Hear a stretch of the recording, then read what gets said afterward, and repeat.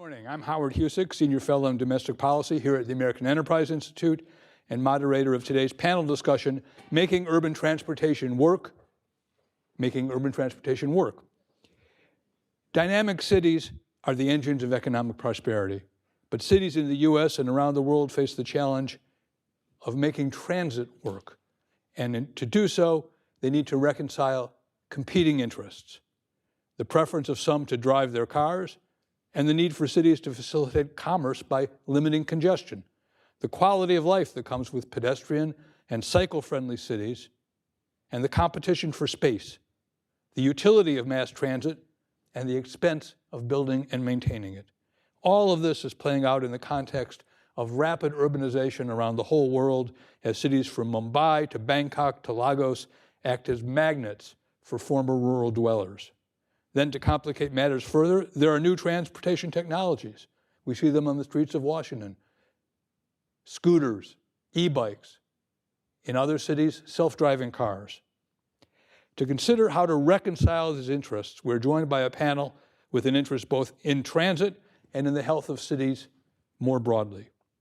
On my right, Nicole Gelinas, fellow at the Manhattan Institute, is the author of the just published Fordham University Press book, Movement, New York's Long War to Take Back Its Streets from the Car. I'm holding it up. Just like Bill O'Reilly used to do on Fox News, he said that sold lots of copies, so I hope this does that for Nicole. And on the 50th anniversary of the publication of Robert Caro's famous book, Power Broker, about Robert Moses, this is everything that happened since in transportation in New York, which of course influences the nation widely. Nicole has the unusual distinction of writing often both for the New York Post and the New York Times, and she is as well a chartered financial analyst. To Nicole's right, Aaron Klein is a senior fellow at our neighboring Brookings Institution, where he serves at the Center on Regulation and Markets. From 2009 to 2012, he served as Deputy Assistant Commissioner for Economic Policy at the US Department of Treasury. As Chief Economist for the Senate Banking, Housing, and Urban Affairs Committee, he played a key role in drafting the so-called SAFE-T Act. It's a long acronym, but it was the Transportation Act of 2005, which guided federal grant-making in transportation and continues to influence it. Finally, on my far right, Ed Glazer, chairman of Harvard University's Department of Economics and a non-resident senior fellow here at AEI. He's the author of major books on cities, including the best-selling Triumph of the City in 2008 and the more recent 2021 Survival of the City. Dr. Glazer is that rarest of combination, an accomplished technical economist who can write for a popular audience. We'll begin with Nicole Gelinas. Nicole, in your new book, you characterize the automobile as a century-old menace for cities. Tell us why you think that. Well, cities were built not for the car. And in the first third of the 20th century, many cities, not just New York, but global cities, London, Paris, and other American cities, began to make the mistake of saying, because our cities were not designed around the car and the car is becoming a mass market product that people want to have and want to use, we have to redesign our cities around the car. Otherwise, the cities will become obsolete. So beginning not after World War II, as many people think, but after World War I, we began to build limited access highways right through the cores of most American cities. New York was the exception. Began to widen the roads, take away sidewalk space, and build wider and more lanes for through-moving car traffic. And most importantly, started to rip up the streetcar and trolley tracks from many urban centers. This was the pre-Moses first attack on mass. Pre-Robert Moses. Yes. Pre-Moses goes back farther. Yeah, pre-Robert Moses first attack on sturdy, street-level, electrified mass transit.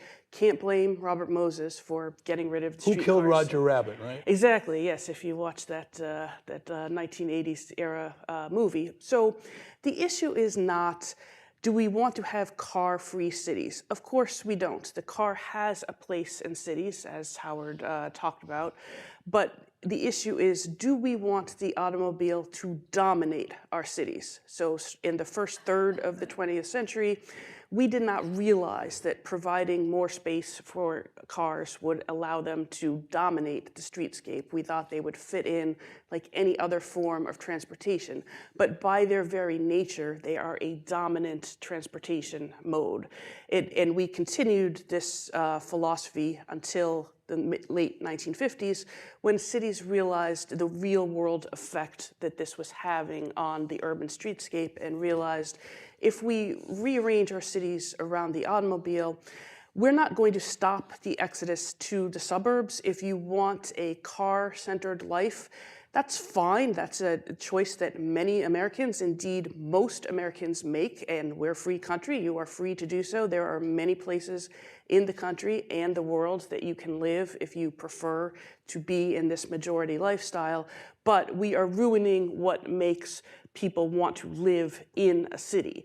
And we are not making it pleasant to drive in that city either. So we are losing on all fronts. So it wasn't until the 1960s that the conventional wisdom changed, that the era of rearranging the city for the car became the era of starting to claw back a small amount of that cityscape for people on foot, for people on transit who become people on foot, and later for people on bicycles and some of those other newer forms of transportation you mentioned. But it's been a very slow process, and all cities are different in how they approach this process. But the conclusion to this is we did the wrong thing until it became so obvious that this was the wrong thing that it was almost too late. And it was too late for many cities that have never recovered from this era. And we've now spent half a century very slowly undoing those mistakes. And Aaron, part of the federal transportation legislation has, I think it's fair to say, been part of that Absolutely. aspiration to undo. How has that fared? We now have a president who wants to undo bike lanes and undo congestion pricing, which is a new limit on the automobiles, which we'll talk about in more detail. Has federal policy helped to correct that imbalance, or was that itself an overcorrection? So the answer is a mixed bag.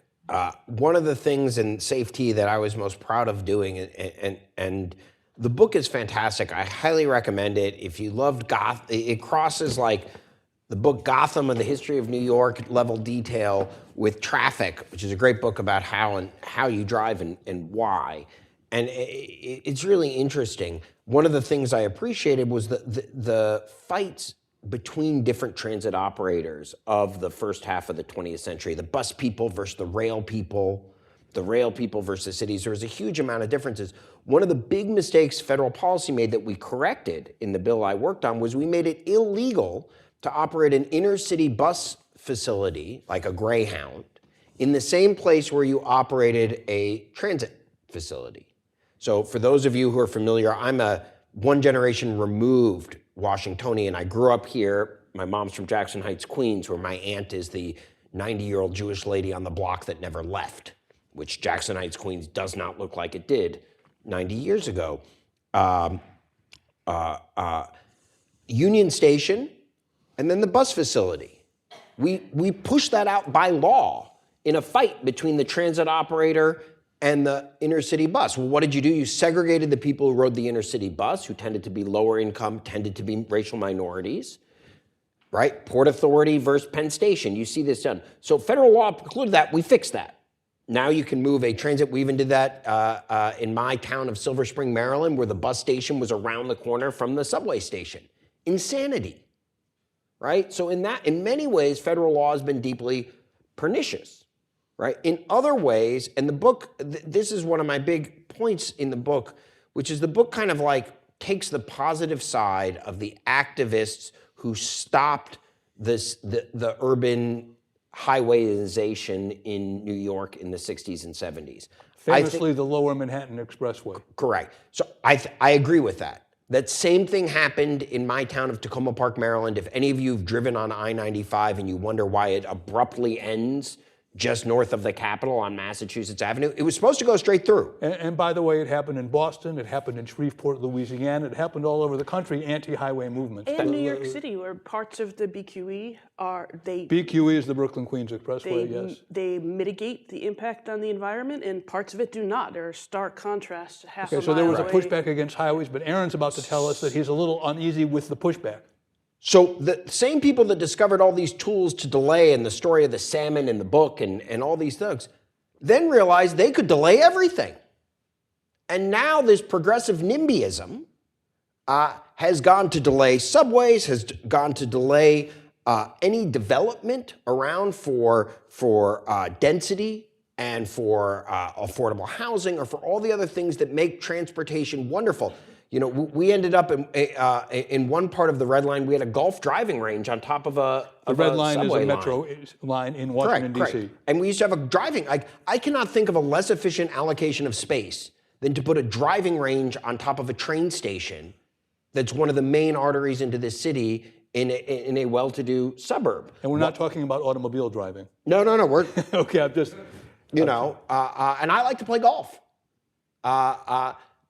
But it's insanity. And anytime you try to develop something, the same, very similar groups of people who use these tools to block what we would say would have been mistaken development are the same ones that preclude us from doing things today that would maximize economic growth, maximize efficiency, help the environment, maximize the utilization of these transportation networks. And they do it because they want to live in their single-family home that's in a wealthy white community walking distance to a subway station, Okay, which is so just not a good development. There may be collateral damage to the highway opposition that Nicole is celebrating. Ed, talk to us about, let's get back to transit and how to make cities work with transit. And you have a big international perspective. How do we reconcile cars and trucks, which enable commerce, with the need to limit congestion, which gets in the way of commerce? So economists for the last 60 years have believed in congestion pricing. We believed in charging drivers for the social costs of their actions. And I guess I still do believe in it. It is amazing how clunky and expensive the congestion pricing systems in the world can be. But fundamentally, I don't see a way in which we use city streets sensibly without actually charging for their use. I think the flip side of that is not doing crazy things like mandating free parking, which is sort of giving away of city streets to the car for absolutely no reason. But congestion pricing feels like the best path we have forward in terms of straight private cars. There's an old line, an old joke, that 50 years of transportation economics at Harvard can be boiled down to 4 words: bus good, train bad. And that goes back to the work of Meyer, Kane, and Wool in the 1960s, who were comparing, at admittedly American level density levels, just what you could achieve with a bus on a dedicated lane and a train. And their view, certainly from that time, was there was very little that you could do with a train that you couldn't do with a bus for a fraction of the cost. And to do so with a great deal of flexibility, right, which you don't have with a train, because once you lay down those rails, you're stuck. You've got the thing going forward. When I think of the future of intercity transit in the US, it's hard for me not to think that automated buses on dedicated lanes aren't likely to be some part of the answer, right? You can run an automated bus at 150 miles per hour. You can do it safely. You can do it without a lot of cost. You can change the routes. You can make things move. Now, when I think of global cities and the need to facilitate movement, I want to highlight a couple of things which I think are big successes and some things which I think are not so much. So bus rapid transit, right, begins in Curitiba in Brazil, right now has widespread application. It came very much out of this bus good, train bad mentality. And I think it's been, by and large, a huge success for the world. Right? Which cities are we talking about? Curitiba, Bogota. Places where people don't own cars. Places where don't own cars, but places Which where is why subways it are works. enormously expensive. People Absolutely. don't pick a bus over a car. Yep, absolutely. And they're dedicated lines and they're efficient. I worry a lot about the northern-western fetish for bike lanes in the developing world. I have been too often in places like Johannesburg or Sao Paulo, where there are lots of bike lanes that have been put down by people who have been to Copenhagen and thought Copenhagen seems swell, and why don't we have bike lanes here? And yet, the city in question is enormously hot much of the time. It has high hills, and I've never seen anyone on a bike lane in Johannesburg. Right? I've seen lots of space allocated towards bike lanes. I've yet to see anyone actually use it. And that doesn't mean that bike lanes are wrong in New York at all, but it does mean that you want to think about the appropriate transportation for the place in question. And I think the last thing that I just want to leave you with is that the transportation technology is incredibly important for all cities, but it's not the ultimate heart of the city. Right? The ultimate heart of the city is its humanity, is the creativity of that humanity, is the extent to which that humanity comes together and does miraculous things by learning from each other, by working together, by starting new businesses, and by producing new products. And we should never think, as Robert Caro did 50 years ago, that somehow or other what you're doing with your highways are either going to doom or save your city. Right? It's important. It involves often billions of dollars, so it's an easy place to waste things. But ultimately, cities work if they're able to attract and empower really smart people, and they don't work if they fail to do so. And so, I just want to push again an overly physical and overly mechanical view of the city relative to the importance of the human side of the urban area. Well, to pick up on that, might not be commuting time or quality of life issues like walkability be an attractant for human capital? They are, but again, as I think your comments made clear, it's not obvious that all people want the same thing. Right? So I can't imagine a more heavenly thing than being able to walk 20 minutes to work. But typically in this country, public transit trips are twice as long as car trips, right? And for many people, the ability to drive quickly to work, whether or not in a suburb of Dallas or in Denver, that's a big plus. And so you don't want to think that there's one size fits all in terms of what you're delivering in terms of attracting talent. So this bus good, rail bad is totally wrong. Totally wrong. Okay. Totally wrong. Fantastic. Tell us what you really think. So Dallas and Denver are two great examples of cities that put in light rail systems that have been massive successes. Massive ridership, expansion. Salt Lake City would be another one that would fit. What about cost per ride? People love to do all these different metrics and memberships. Cost per ride is a great one, and it has its value, right? Let's talk about cost per drive. I did a paper where I tried to figure out what the cost is for the first person that parks on 16th Street, going north from here on my commute, where you can start parking on a 2-lane dedicated thoroughfare, snow emergency road, major road. You can start parking at 6:30. They've not changed the rush hours since I can remember it as a kid. The first car that parks there conservatively costs $135 in congestion to everybody else who has to move around the lane based on very conservative estimates of the traffic flow and the time delay. Well, that's an argument against free parking. Okay, but once you have the cost of parking, the cost of driving is radically different. So we measure the cost of driving assuming free parking. And then once you ask the question of what's the cost of driving versus the cost of being on the rail line, it becomes radically different. And this is part of the problem when you do cost-benefit analysis. It's what you count and what you don't. You're arguing the following, that congestion pricing makes sense, but not in the context of free parking. No, I didn't. The point I'm making is when you actually add the cost of the automobile, what you end up finding is a much more expensive socialization of the costs that we've done. The free park, you want to make Manhattan work. I'm not against congestion pricing. I'm not against buses, but I'm definitely against free parking on alternate side streets, which the book kind of illustrates the history of it, was not exactly a conscious decision. Right. New York has a story of success and a story of failure in parking. So in commercial districts, in the center of Manhattan, in downtown Brooklyn, in Jamaica, Queens, we began to price street parking early in the 20th century because the police department, once the number of cars on the streets grew from the tens of thousands into the hundreds of thousands, we did not have a separate traffic department at the time. This fell to the police because one of the police mandates was to police disorder, and parking on the street, essentially abandoning your private property for somebody else to watch, was considered a form of disorder. So the police department decided, we're not going to have any parking at all, free or paid, in the core areas of the central city. That caused an outrage, and so this is a key tenet of politics.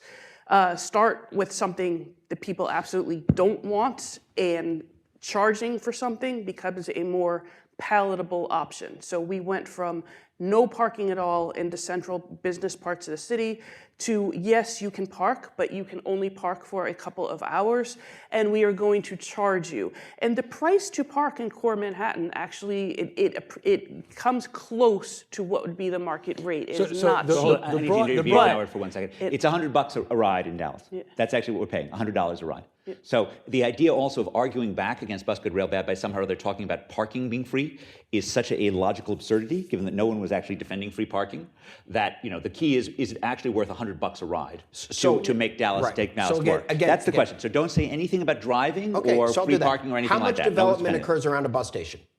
How many people build high rises around the flexibility of a bus station that can come or go? How much is built around train stations? How much land use and certainty does that thing do? 1. 2, the book is great, but it totally ignores the racial element of all of this, which is massive. Wait, let's not change the subject. You want to stick on just economic development around trains? No. I'm happy I want to summarize what we've just been saying to keep our audience into. So we're saying you can't think about transit and transportation in cities without thinking about the price of parking, and that's something you have to consider. And we're thinking about bus versus train rapid transit in terms of not only the fixed cost, how much it costs to build, but how much it costs to subsidize the rides. And you, Aaron, are saying it might be worth it even though it's expensive. Ed is saying, wait a minute, it's very expensive.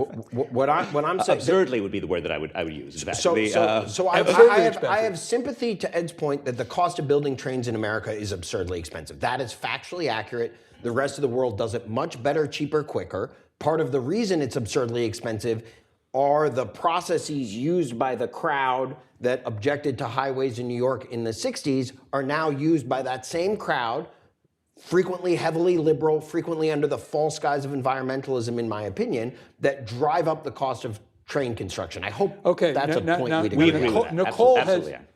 Nicole, you've been all in on subways in New York and rail transit. That's very expensive. Do you have thoughts about why it's so expensive to build and to run?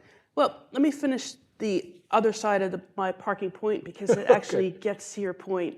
New York's failure of parking was in residential neighborhoods, not business neighborhoods. So business areas, you pay to park, and it actually works. The streets are allocated well in the core parts of Manhattan, downtown Brooklyn. You pay to park for a few hours, and then you move on. And probably in major cities around the country.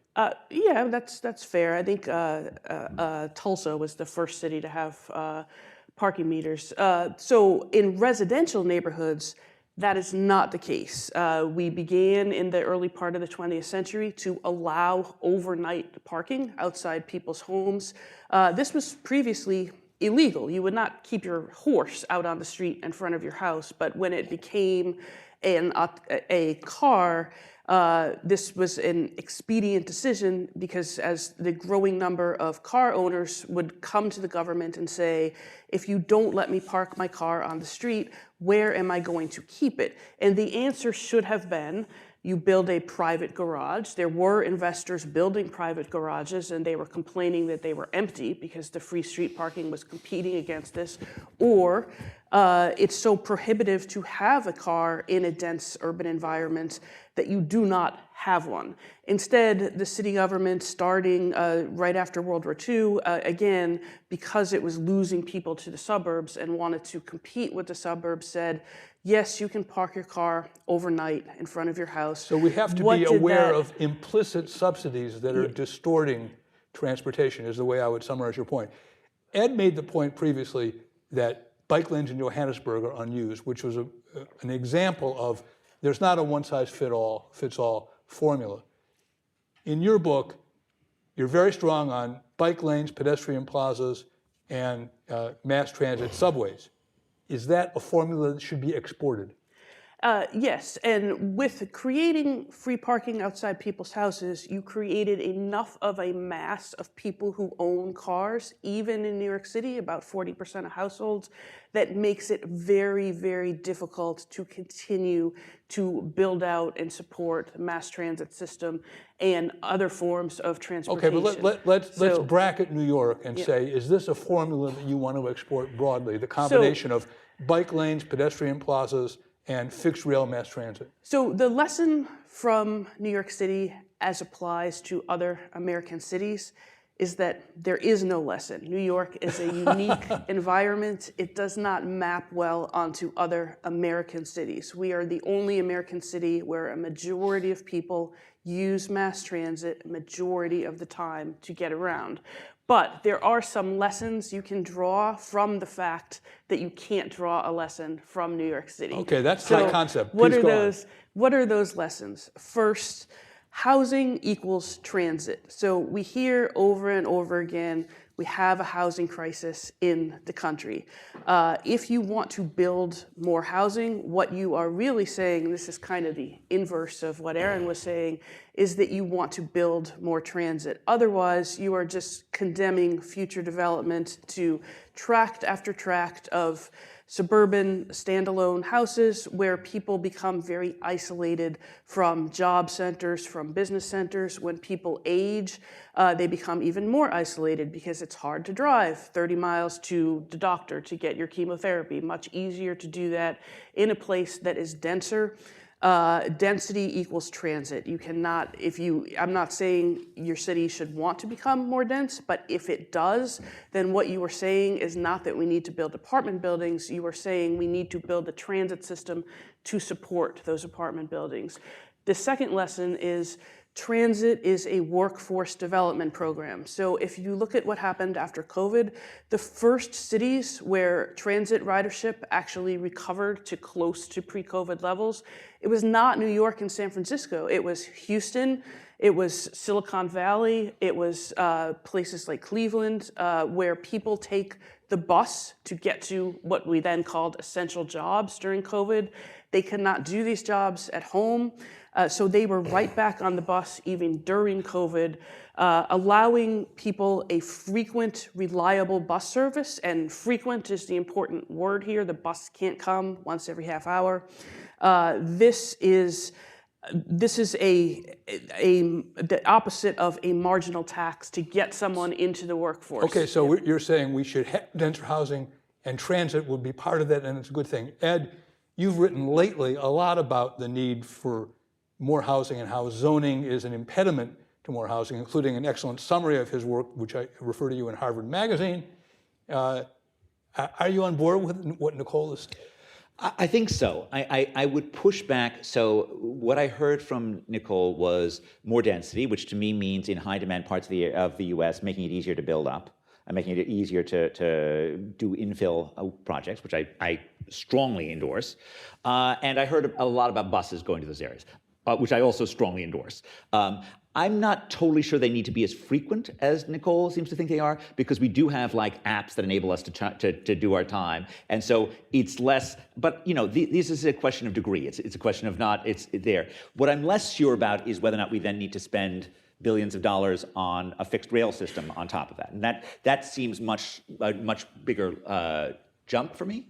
But as long as we're thinking about adding in a few more buses and certainly allowing a lot more density, I'm all on board. Well, let's talk about new technology since you mentioned, I'll get you, but bus apps and all of that. We're on the cusp of, I mean, if you walk outside this building, there are people wandering around Washington, D.C. on scooters without helmets, I might notice. I say, that's scary to me, it's wet today. On demand, No, the helmet event is over at Cato, where they're going to be debating the freedom to wear to kill yourself without helmets. So we won't go on the helmet but issue. we're having the Uberization of everything. We have ride vans that can be Ubered. We have Waymo, which is self-driving cars. Are we all failing to acknowledge that these new technologies are just going to change everything? Who wants to weigh in on that? The guy who's over 55 should not. So let me say two things. I'm going to answer your question, but there's one point that I just have to jump at that hasn't, but I'll answer your question first. Yes, new technologies are changing everything. We need to completely redesign our cities. The moment 100 years ago of the automobile is somewhat similar to the transformative moment that we're having with driverless vehicles, that we're having with on-demand apps. I think Seattle has started with this. I mean, you could imagine taking that parking lane that often takes up a half to a third of a city thing and redividing it into a scooter, bike, and pick up spots. So you can't get an Uber directly in front of your house. You just made a have to go really 2 or 3 dramatic statement. steps. This is a once-in-a-century change. Absolutely. The ability to move into this new technology, and you're seeing it with these scootery things that pop up out of nowhere. You're seeing it in terms of Uber, which has really revolutionized taxi cabs in all over the country. And if you really want to take more advantage of it, you need to have a public space conversation. Right now, driverless cars, the question is, if we had a driverless taxi fleet, where would they go when they weren't being used? Is it more efficient and effective to just drive around in circles? Or are they going to park somewhere until somebody calls and picks them up, right? The driverless taxi fleet you might need to execute a commuting strategy from 8 to 10 a.m. and 4 to 6 p.m., where do they go in the middle? And if you don't think of a proactive space, we're going to replicate the same thing we did in New York with these ad hoc solutions. The one point I'm just dying to make here is there's a bit of a shell game with the cities being chosen in all of these analogies. Johannesburg and Sao Paulo have massive crime, 2 of the highest crime cities. Do not walk around in Johannesburg. I've done it and it's scary. Right. Bike lanes don't work where there's massive crime. There's these other variables. Race is one, crime and public safety is another, car ownership and economic wealth. So you can take these examples of places where certain modes work and don't, and try to generalize them. You go, okay, well, Copenhagen, really safe place. Johannesburg, not really safe place. There might be a reason that you're in a vehicle that's locked in one, and in the other, you couldn't be more physically exposed. And so what I get again from that, it's still not a one-size-fits-all. We have to That was my map point, was that it was carefully. not one size fits all. So I don't know how Right, I'm but accused of you're- running a shell game, given that what my point was that you don't want to think there's a universal rule by taking some examples. So I think that was fairly absurd. No, what was just done with but this thing. the point you made was bike lanes don't work in Johannesburg, and you talked about the temperature, which is fair, right? You And talked the- about and the everything other hills. than crime, which is the number one reason. If you're afraid of getting carjacked, you certainly aren't going to ride your bike, right? Crime is the one seed of why it wouldn't work in Johannesburg. No? Yeah, that's actually one of my other points that people can learn from New York City, that transit spaces are enclosed public spaces, and pedestrians and cyclists are also exposed to what goes on in a public space. The automobile is a private space, and it also enabled people to live in their own private spaces. If you have an acre and a house in a gated community, you're not so worried about street crime as the person, even the wealthy person, living in Manhattan. And as we've seen after COVID, when there is a decline in the perception and the reality of public safety on transit, people with choices will flee transit. And you don't want people with choices to flee transit, because you need people with choices on transit to make the transit system better for the people who don't have So a choice. that's a new point. Right. Apart And from its availability, so this is its not- security matters. Right. So this is not, hopefully, it's not fixed that a place is dangerous and condemned to being forever dangerous, or a place is safe and it can be complacent that it will be forever safe. This is dynamic, where crime rates and perceptions of crime rates change, and cities that want more people who could drive a car on their transit system, this is right up there and even exceeding frequency, which I think is very important. It's the public safety. Okay, so back in the real world, which Aaron made this quite pointed statement that we're at a tipping point because of new technologies. But back in the real world, I want to bring to light a couple of questions that have just come in over this iPad, and they're both about bike lanes, which are a hot button issue in Brooklyn, in Washington, many places. So it's interesting, these questions are coming from 2 different places. One, Why do business owners seem convinced that bicycle pedestrian infrastructure will harm their businesses when we see car-restricted and car-free places thrive? That's comment 1. Comment 2, do you think that out-of-date automobile, cyclist, and pedestrian safety and accident statistics are being misused by the bike lobby and they're grabbing space? So, Nicole, you're big into bike lanes. I'm a self-confessed bicycle commuter, but I'm not. I don't bike in Midtown Manhattan. It's too scary. Midtown Manhattan is the safest place to bicycle. I shouldn't have said that. Yeah. I changed the question. The traffic and the slow speeds of the vehicles. All right, let's talk about the competition for space. That's what these two different responses are saying. One is saying business owners are foolish to oppose bike lanes, and another is saying there aren't, to Ed's point, there aren't that many cyclists, and they're hogging the space, and it might get in the way of Aaron's proposal to have dedicated space for new technologies. Well, this also depends where you are and can be measured with data, and also changing the infrastructure may change that data. So there's two separate things here. If the data shows 90% of people get to your business by car, yes, taking away space from the car will harm your business. But that also assumes that people come by car because they have the free parking. So all of these things relate to each other. If you are in a place like Manhattan, like Brooklyn, like Queens, and most of your customers are coming by mass transit or by foot, the bike lane in front of your business is not going to hurt your business, particularly if the parking is priced to discourage people from lingering. So if somebody wants to drive, they can pay to park for half an hour, move along, make a way for somebody else to pay to park for half an hour. That leaves plenty of room for the person who wants to come by bicycle. Okay, so that's, you're saying yay to the first person, which is the business owners aren't getting it. But let me ask Aaron this question. How do we track, how do we know, how do we measure whether bike lanes are successful? So it's really complicated, and I'm going to add one more thing, which is subtle engineering differences make a massive consequence. So imagine designing your street one of two ways. Car, bike, parking. Car, parking, bike.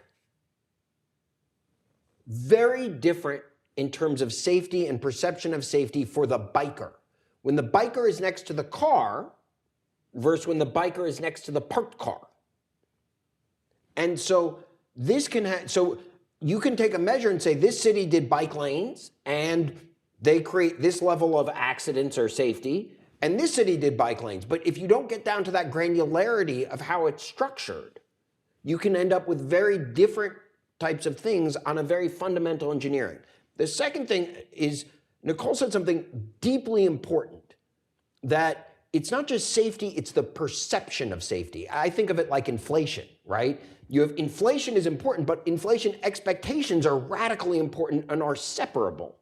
The single safest way to move per mile is public transit. The second is airplanes.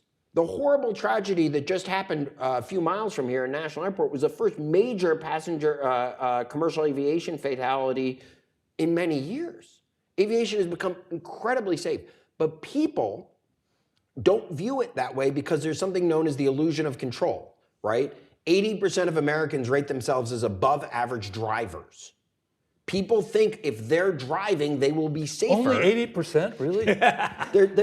You're shocked that 20% of people have that level of self-reflection. And the funny thing is, they're not wrong, because bad driving is dominated by a small fraction of recidivists. If you identify the bad drivers, subway turnstile it's not jumpers. hard. The people who have more than 5 red light camera violations are disproportionately likely to kill or injure someone. If there is a train or plane crash, it generates a tremendous amount of attention per death. The number of people that died driving yesterday generates much less. The same thing is true with self-driving. If I could press a button and everybody's car became self-driving and 10,000 people die next year in car crashes, how many of you would press that button? Show of hands. It would be a decrease of 28,000 deaths. Correct. Who here would press that button if you would decrease death by 28,000 going to self-driving? Now we're talking about survey research error. Right, but it's the same question. I just asked the same question with two different frames. And this has to do with how people think new technology, and so it's not just actual safety, it's the perception of safety. And the same thing goes to if I'm going to get mugged or raped or anything else in terms of these things. Perception of safety is its own variable in these equations, which is difficult to measure. We've done a good job in inflation expectations, but we have to look at safety perceptions because those have massive influences on how people make choices. All right, I'm going to turn in a slightly unexpected direction to Ed. So we have public transit, which is run by governments in the United States, including here in Washington, including in New York. All the major systems are run by governments, even though many of them were originally built privately. To make them work, should they be privately managed?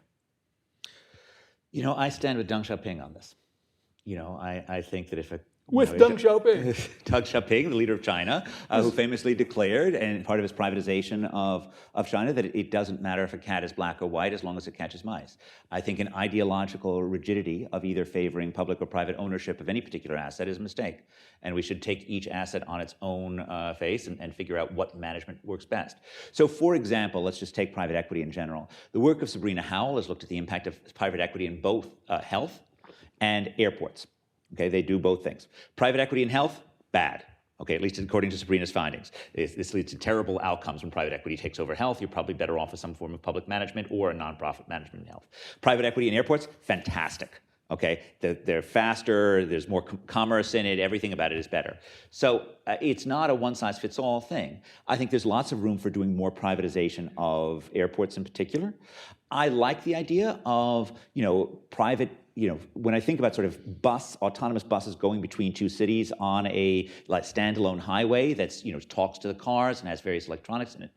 You can also put cars in it as long as they're autonomous, and that's a natural thing. I see no reason to think why that isn't something that's going to be handled by the private industry. On the other hand, everything that's just been said about management of the city grid, management of urban spaces, thinking about how to sensibly let people use, particularly when you have autonomous vehicles, where the first order effect of autonomous vehicles is to reduce the cost of sitting in traffic, which means what? That more people will be willing to sit in traffic, and so the congestion just gets worse, right? And so the need to manage the public spaces only goes up. I don't see a world where you can privatize the grid of New York in a sensible world. I think you need a competent public sector to do this. Bus management, I'm less clear. Bus management is interesting, right? I can imagine a world in which there's more sense of public sectors that contract with private entities that provide buses. But again, black or white, the important thing is catching the mice. So to avoid ideological rigidity, which we at AEI are very much in favor of, right? Aaron, let's talk about whether, starting with the Safety Act and continuing with the Inflation Reduction Act, there has been an ideological predilection for certain transit forms. Bike lanes good per se. Electric vehicle battery charging stations good per se. Not necessarily based on evidence, but based on priors. Does that concern you? Look, so first of all, ideological rigidity absolutely concerns me. Second of all, I don't think safety or the Inflation Reduction Act had enough new thinking. I think they basically dumped the same money in the same sets of formulas that have been governing public surface transportation for a very, very long time. When I did the transit formulas, it's an odd anachronism heavily based on the history of New York, that Banking, Housing, and Urban Affairs, the committee I worked on, Urban Affairs stands for public transportation. In fact, the Federal Transit Administration comes out of HUD, the Housing and Urban Development, when it was called the Urban Mass Transit Association, when the federal government first started in this space. And it wasn't pulled into the Department of Transportation until the 60s. And the House of Representatives reorganized their congressional structure to create a Transportation and Infrastructure Committee, and the Senate didn't. Now, we can debate the centrality of New York in both banking and public transit, and that is why I would argue the Senate committee structure didn't, which led me to do this. Basically, the transit formulas are basically about population density, and metric of service. And there's multiple different formulas that rejigger those things. One of the things in public transportation was to actually give more money to less dense places. to They run do. buses. They're favored tremendously right now. Correct. A lot of the bus movement has been about, I remember the statistic, 35% of counties in America didn't have a bus system. And I looked up, and I think the smallest population county at the time was 37 people in West Texas, in a county almost the size of Rhode Island. And I thought, I'm not sure a bus works there. So believe it or not, there's some formulas that reward population density. There's some formulas that penalize. I tend to think that we should put more transit where more population is dense. And that would mean changing the funding formulas right now, Which is a massive political food fight.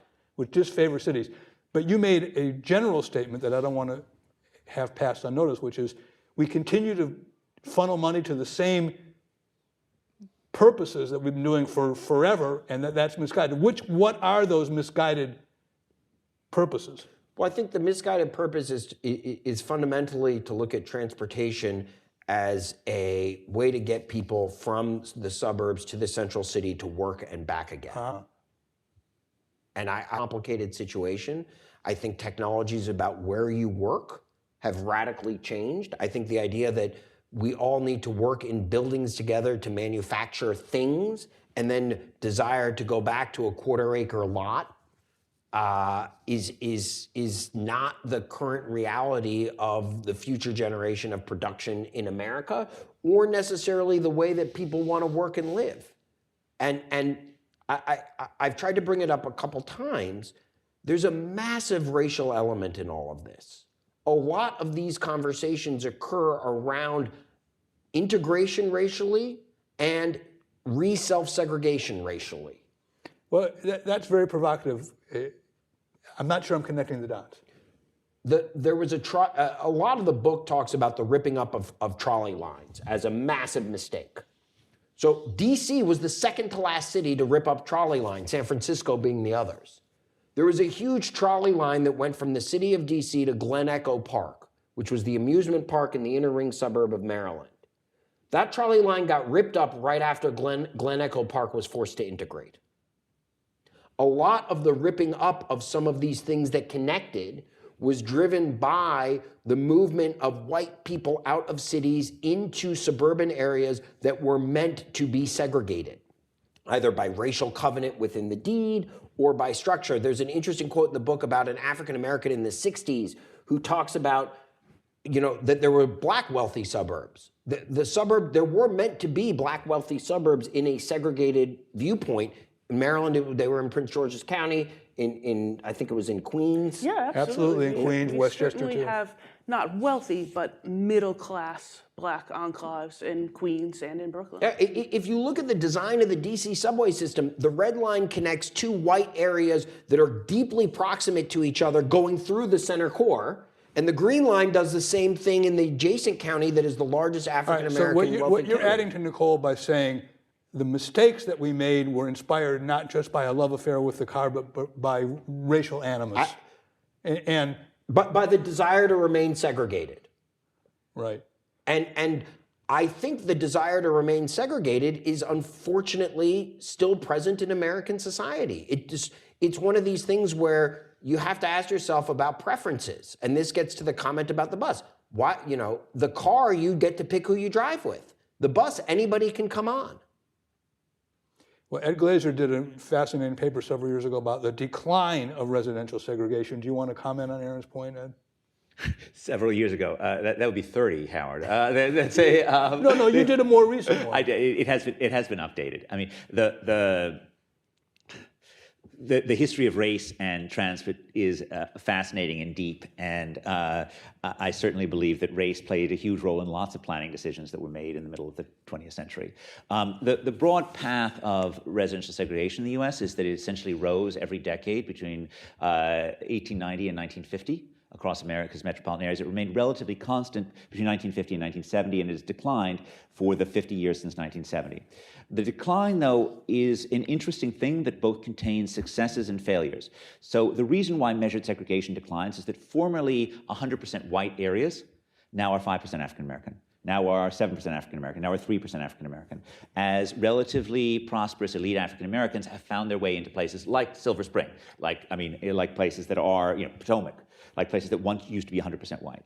By contrast, if we ask ourselves about the overwhelmingly African American parts of the inner city, have they become integrated? The answer is almost surely no for most of them. I mean, there are some exceptions that have gentrified, but it's by and large the sort of depressed areas have not. And so there's both a success in the sense that, a successful African American can move into a middle class area and not expect to see a cross burned on their lawn. And that's progress in America. But on the other hand, there still is a great deal of the way to go. I wanted to raise a couple of other issues which relate to cost, though. And as I think about the sort of future of transportation in America, I think there's one really important thing which has been raised today, which is managing the commons.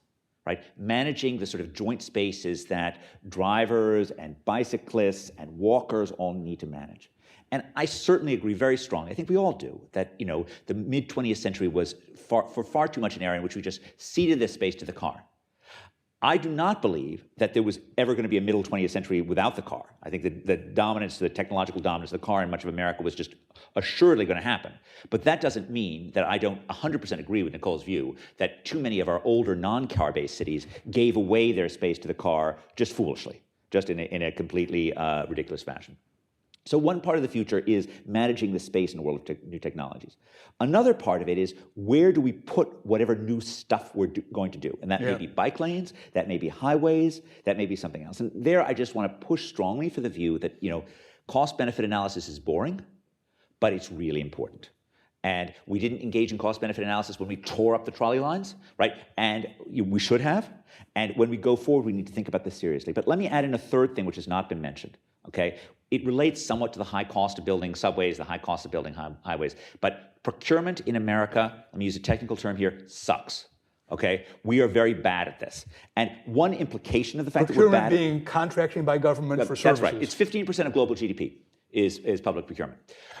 It's a huge thing, and it's a thing that America is particularly bad at. If you want to look at good public transit procurement, look at Scandinavia, look at Singapore. These are places that actually know how to do this. And it just involves billions and billions of dollars. And there are two implications of this, one of which is you want to do things less if you're bad at them. Okay, and so that is an implication that maybe we should do less public procurement. But the other implication is we got to get better at this. So let me give you I've been working on bus procurement. So the average public transit agency in the US spends $1.1 million per electric bus. You know how much it costs to buy a really nice 36-foot electric bus from Hyundai off the rack? $350K. Okay, we're paying 3 times what we would be if we were just buying it off the rack in Hyundai, because we're not buying off the rack. And if you think about if you were going to buy a car the way that the Department of Transportation mandates that our transit authorities buy stuff, you send out an RFP, a request for proposals, from the major car companies. You say, I'm looking for some 4-wheeled family transport. Right?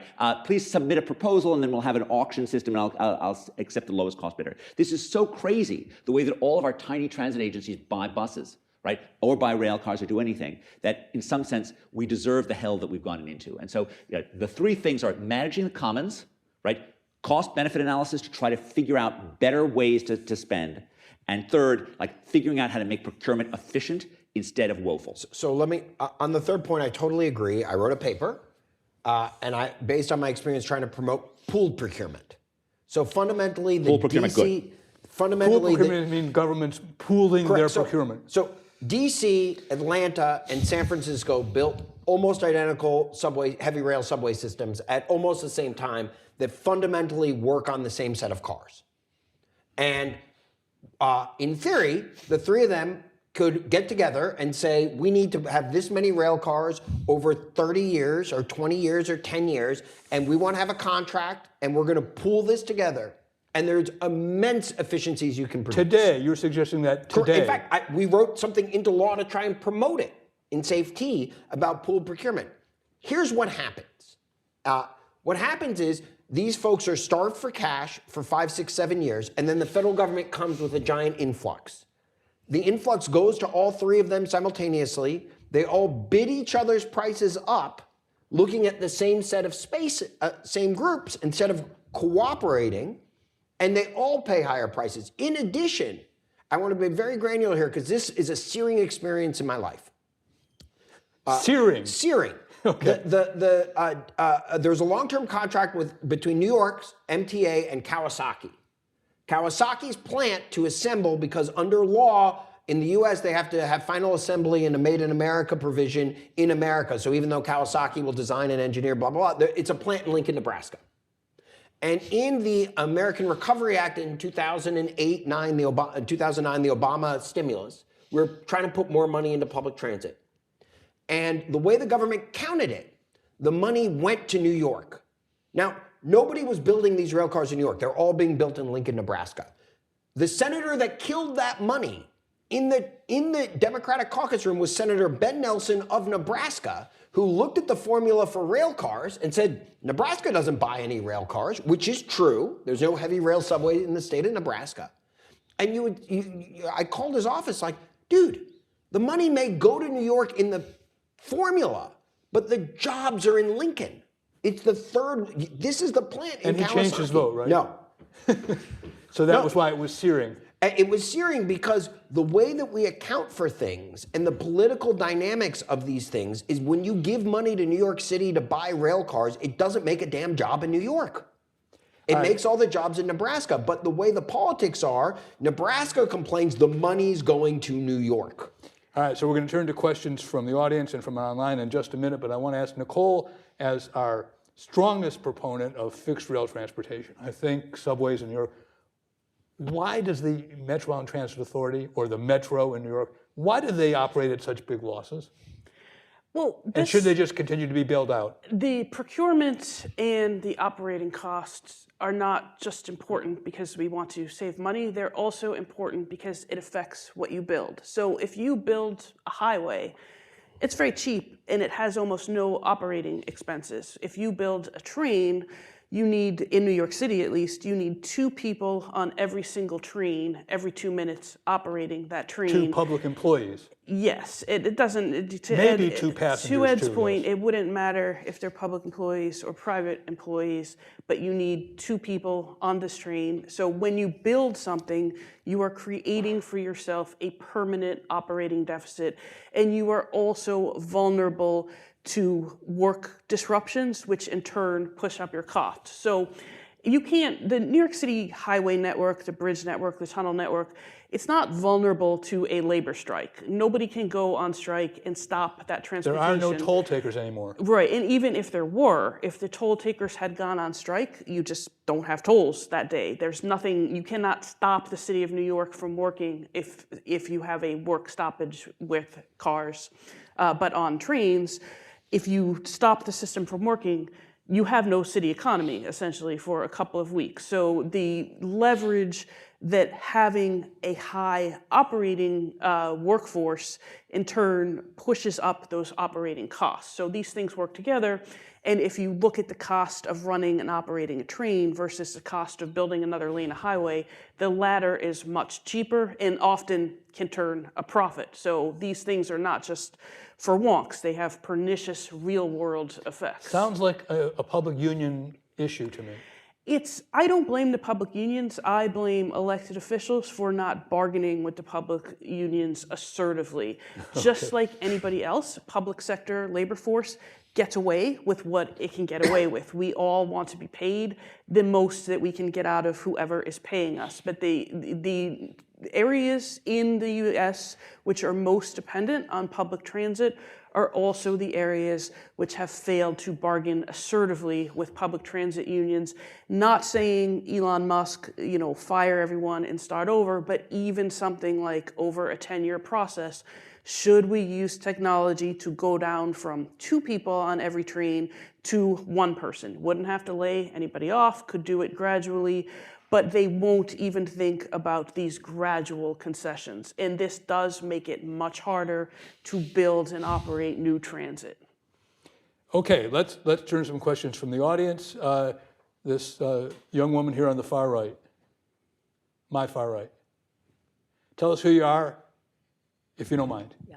My name is Jo Freeman. When I'm not here, I live in Brooklyn, New York. So I know a fair amount about Brooklyn transit. My biggest problem as a pedestrian is with bicyclists, about which you all have said absolutely nothing today.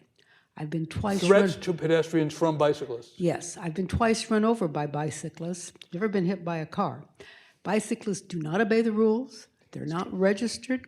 They break the law all the time, going one way, the wrong way on streets, going through red lights, going on sidewalks, whatever they feel like doing. They do the same in DC as they do in New York. There are no consequences for bicyclists from making life difficult and dangerous for pedestrians.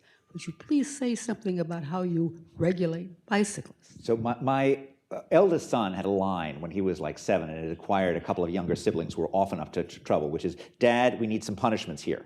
Right? I feel the same way about this, right? Which is that often there's a certain righteousness associated with bicycling, which means that, since we're doing good things for the environment, we can make everyone else painful. The natural thing is to have some form of punishment for misbehavior. That's how we make our city streets work. I'm not exactly going to take a line on what exactly that should be. Well, probably registration and licensing first to track. That's probably right. That's probably. I haven't studied this issue, but clearly you're right that there are problems, and we should have some form. And e-bikes go even faster, and if they hit you, you're really in trouble, Nicole. So you're absolutely right. In New York, we do the right thing the wrong way. So there are many places in the world where you can have a bike lane and the bicyclists obey the law and everybody gets along. New York is not one of them. And sounds like maybe not DC either. One of the complexities is New York's bike lanes have been taken over by an inadequately regulated commercial industry. So if you look at Deliveristas. Yes, if you look at who is using the bike lanes right now, it is app-based food delivery companies, Uber Eats, Grubhub, DoorDash. They work on this model where they pretend their employees are not employees, they're independent contractors, and they have to go as quickly as possible on a motorized bike make a bare bones living. You want to regulate at the commercial level. So an app or a restaurant franchise that has a fleet of bicycles, that should be treated as a commercial fleet of commercial vehicles, just like you would treat a commercial fleet of trucks or taxi cabs or what have you. The commercial vehicles should be registered and insured. What does that do? It pushes up the price of your food delivery, which means you will have fewer of these motorized bicycles in your bike lanes.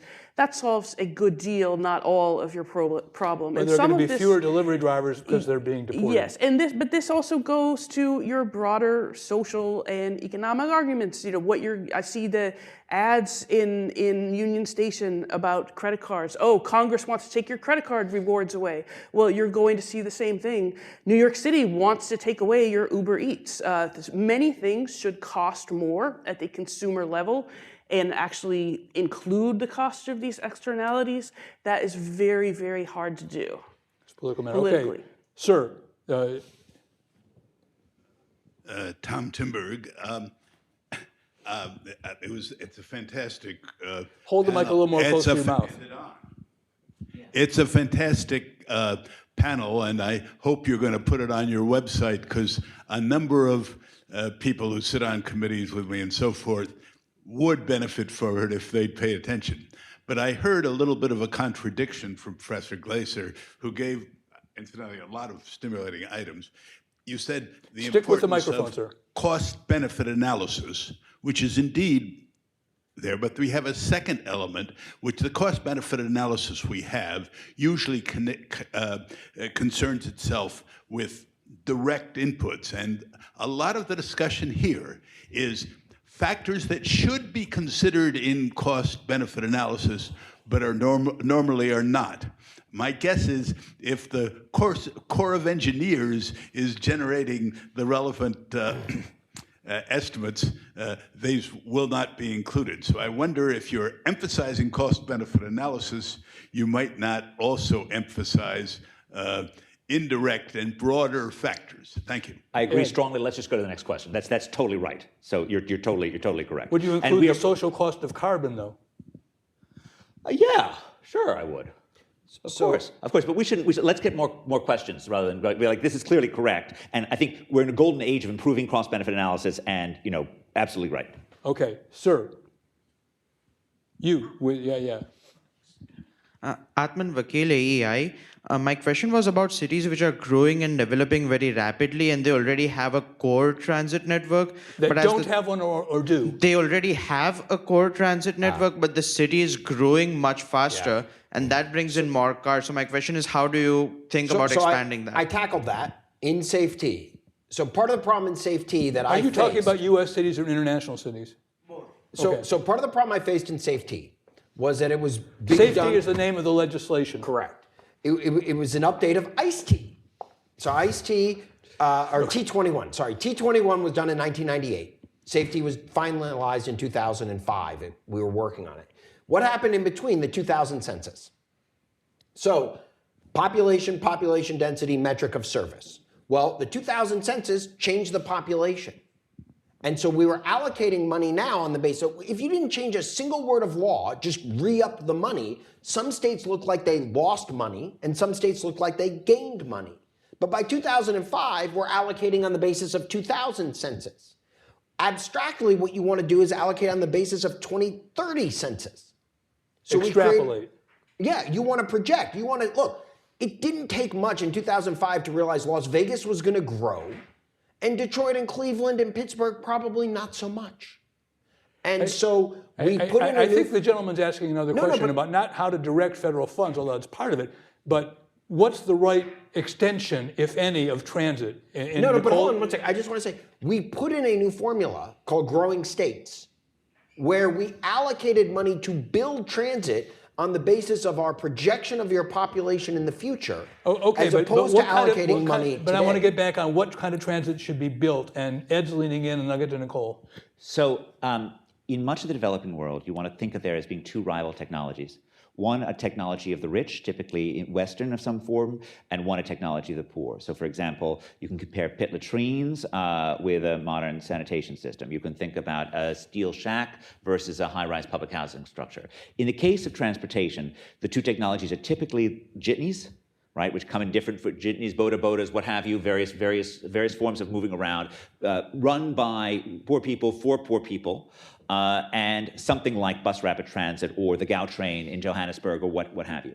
And the question is always, when is the right answer to upgrade the poor world technology, and when is it to input the rich world technology? Once again, like cost-benefit analysis, black or white, there's not a right answer. You want to look at it specifically for the particular places.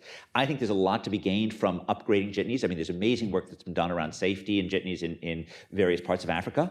That's neat. I think in the case of Indian cities, I would be looking a lot at densification through removing zoning. I mean, one of the great curses of a city like Mumbai is that for 60 years, they labored under a version of the British Town and Country Planning Act, which, whatever planning works for Dorset, it is not the right thing for Maharashtra, right? It's insane. And you need a set of zoning that actually allows FARs of 10, not FARs of 1.25. And so densification in the inland area is also a huge part of making transportation work. And of course, Indian cities are particularly hard on pedestrians because there's been so little work to protect the sidewalk.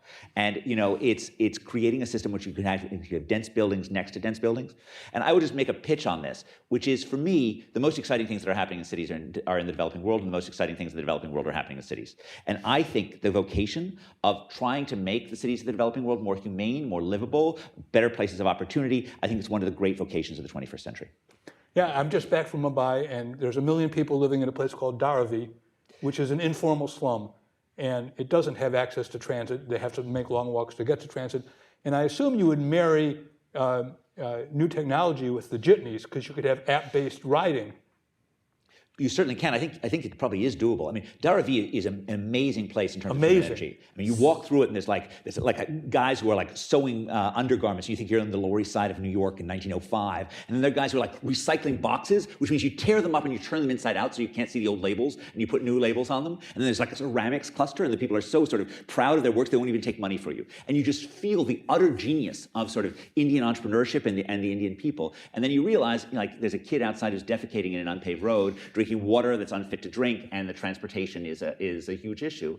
And it's a case in which, making sure you have a public sector that catches up to the sort of free individualism of the people living in RV is just vital. Extraordinary. Nicole, you're leaning in. So this is the story of New York City's 20th century development, and I think the lesson other cities can take from here is if you have an existing rail core, you should keep building out that rail core, using rail to support new development. Which Boston has done in a big way. Yes, if you don't, you create permanent class of second-class citizens, and this has nothing to do with race or even income. So when we started developing Queens in Brooklyn close to Manhattan, we built trains. When we built further out and more semi-suburban Eastern Queens, Southern Brooklyn, we built buses. And this creates political and social and transportation planning problems forever, because the people who live in these areas say, you didn't build us a train, we have to take the bus, and so we don't want to drive to Manhattan. You created no way for us to get to Manhattan efficiently.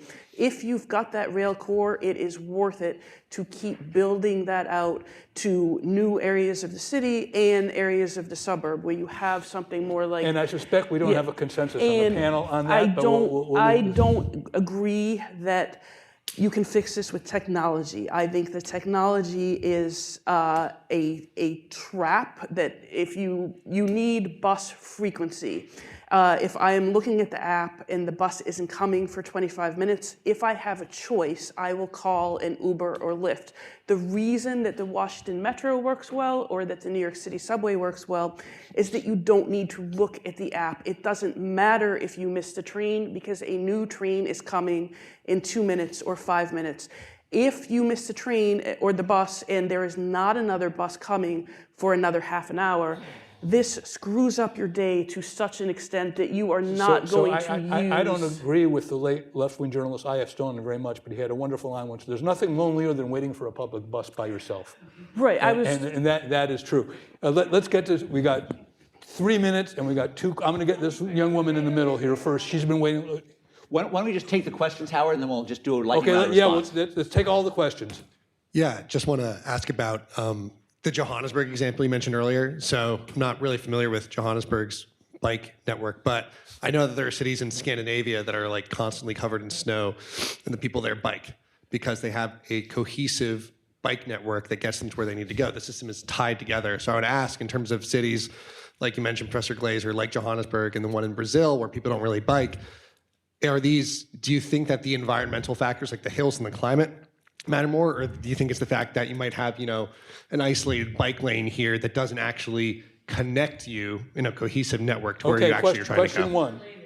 That was your, okay, you're... Related, so Well, do it anyhow. My name is Jessica Lee, and I live in DC, and I've actually done a lot of research on bike lanes and how they're in DC. We have a ton of data from DDOT that tracks the cycles in them, and the number in the bike lanes has been decreasing since 2016. That was the peak. Decreasing. Decreasing, and since 2016, according to the census, cycling in DC is down 60%. And so the thought is it was... Including scooters? No, not scooters, bicycles. And so it's pretty good data, it's pretty powerful. Same thing in Portland, it's down about 60%. And I think there's a good argument to make that that was a millennial demographic trend. Your median cyclist is 31 years old in DC. So I guess my question is, how much can bike lanes realistically carry in terms of a transportation burden for a city when you have numbers that just don't budge? And DC's built about 100. So it's a hot button issue here in DC and other places. The President of the United States has said he's against bike lanes, just saying. Last question. Can I just say one more thing on that? Which is... is actually, no, because we're running out of time, and I right. want to get these two questions on the table. Sir, the bearded person. I'm Gerald Chandler. I'd like your definition of city. It seems to me that you're ignoring 3/4 or more of the United States who don't live in cities. And for your purpose, are Alexandria and Tacoma Park cities? Tacoma Park is an incorporated city in Maryland. But I mean, in terms of this discussion, you're Yes. talking about We'll what cities posit should dense do. metros, I think. And the last question over there. Thank you so much, ma'am. Your book deals with kind of the history of transportation, and Mr. Klein, you mentioned adapting cities revolutionarily to like incorporate technology. And I was wondering, just perspective on how do you, if you're a public official in a city, how do you future-proof? Because if you change things for the car and it doesn't work out, or you change things for self-driving cars, how does a person... How to future-proof? Can any government future-proof? Aaron, you're weighing in. Flexibility. So the biggest problem is continuing to do what we do. So the answer to future-proof is to build a system that allows change. We've gotten to a system where it's too easy to object to doing anything than it is to try something different. So kick out, the day that you come back here and you can't park on Mass Ave in front of AEI is a day that we've made progress. And I think the young woman who talked about the bike data said maybe we should be flexible about more bike lanes. Nicole is not happy about that. I think some of the answer is actually inflexibility.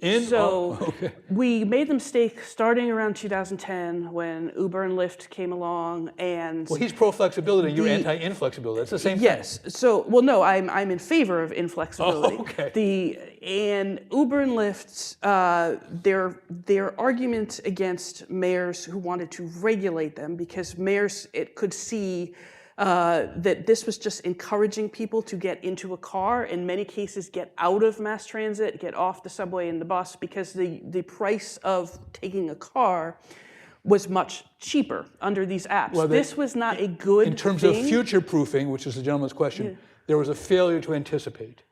No, they anticipated it, but Uber and Lyft basically bullied them and saying, you're behind the times, you don't understand technology, you're a troglodyte, and government officials did not want to look like they were not embracing new technology. At the same time, they should not have... One of our big themes of this conversation, which is winding down, is one size does not fit all, and if you're in a rural area, it might be good to have an Uberized bus system rather than a $5. In Montgomery County, Maryland, the Taxi Cab Commission was run by a guy named Lee Barwood, who had 90% of the licenses and was chair of the Montgomery County Democratic Central Committee. It was corrupt as hell, and thank God we got Uber over the objection of elected officials. It was so awful. But this is the issue with Elon Musk. There is a lot of corruption in the government, but the answer to that is not to get rid of the government. Well, I'm definitely not going to have a conversation about Elon Musk here. Definitely not. The job of the regulator is not to embrace I wanna say one thing technology. It is before to we wrap see up. where- One more comment from Ed Glazer. Okay, one, cities are, my definition of cities is they are the absence of physical space between people. They are density, proximity, closeness. They exist on a continuum, and it's a foolish thing to think of it as being you're either city, non-city, right? As always, right, you want to think about technologies that are appropriate for the level of density in a particular case. Flexibility is hugely important, which is why I push back on the view that it is an asset of rail that it is inflexible. I do not believe that is an asset almost anywhere. I think the asset is being able to adjust. In the case of bikes, if ridership is going down, let's rethink the bike lanes, right? Let's try to create bike lanes in a way which you can move people over space. And lastly, I just want to end on noting that, like, I've loved being involved in this conversation. These are great people to argue with. These are great people to dispute things with. Nicole's book is fantastic, right? It is incredibly fun, both personally for me, because it took me back to heroes and villains of my youth, whether or not it's the amazing Richard Ravitch or John Lindsay and his foolishness with Mike Quill. But it has been wonderful to be engaged in all three of these terrific people in a conversation about how to make the cities of the US and the cities of the world more functional and more livable. I usually try to sum up these conversations, but Ed just did it. So let's thank our panel and thank our audience. Thank you, Howard. That was a great closing remark.